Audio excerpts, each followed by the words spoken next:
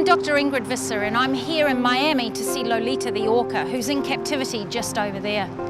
It's a real mission for me to be here in terms of a mission to get education out to the public about what's going on, but it's also a mission because I care about her. One of the reasons that I want to come and see Lolita is that I'm really concerned about the conditions that she's being kept in. You know, you hear that she's in a very small tank, you hear that she's got no environmental enrichment, nothing to do all day except for a couple of shows, and I really want to come and document that and use my expertise as a wild orca biologist and put that into perspective for people.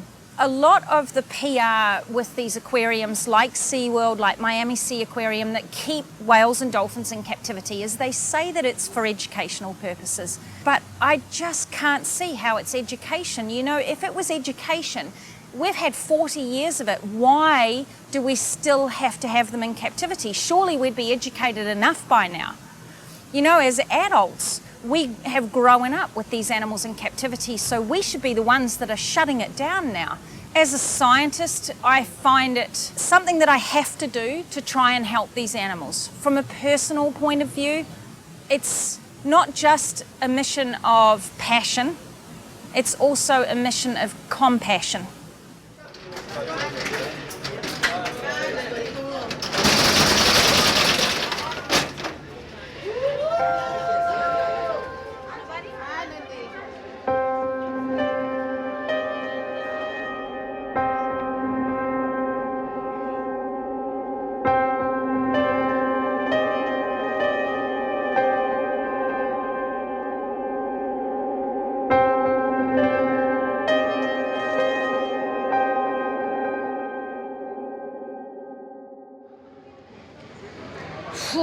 Wow.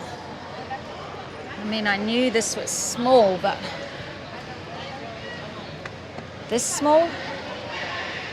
On an average day when I'm out with orca in the wild, I can follow them for 5 to 8 hours, and I can follow them over easily 50 kilometers. And in that time frame, I would see them typically sleeping, hunting, socializing. They would be food sharing. They would obviously be traveling during that time frame. And yet when you see an orca in captivity, you see them just either lying there despondently, or you see what's termed stereotypic behaviors. And those are abnormal, repetitive behaviors. So that might be chewing on the concrete, it might be swimming in a circle. People are used to seeing animals like bears or tigers pacing up and down. You see exactly the same thing with whales and dolphins when you know what to look for. They just go round and round the tank. They typically surface at exactly the same spot. And the fact that these animals can't travel, they're confined within these tiny little blue cylinders, is really, really difficult to watch. So this is very typical stereotypic behavior, just head lifting like that. When you look at an orca in the wild compared to an orca in captivity, there's this huge difference. I mean, it's literally indescribable. So as a biologist, I try my best to explain to people where those differences lie, but you can never really explain to someone unless they've seen them in the wild. And that's the hard bit, because most people want that instantaneous gratification. They want that guarantee of seeing an animal, so they go to see them in captivity. Yet in reality, when they see them in captivity, they're not seeing the same thing. Lolita, our killer whale!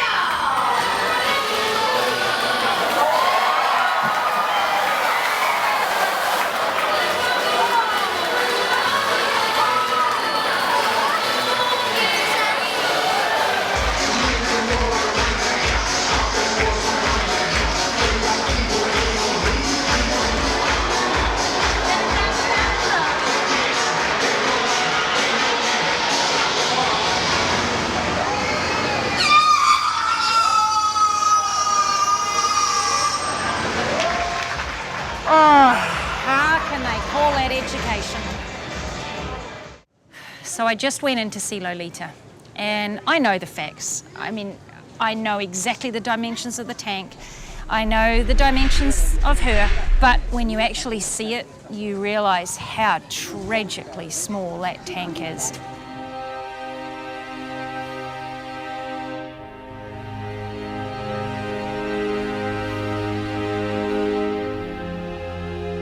So there's a very robust plan in place to help Lolita retire.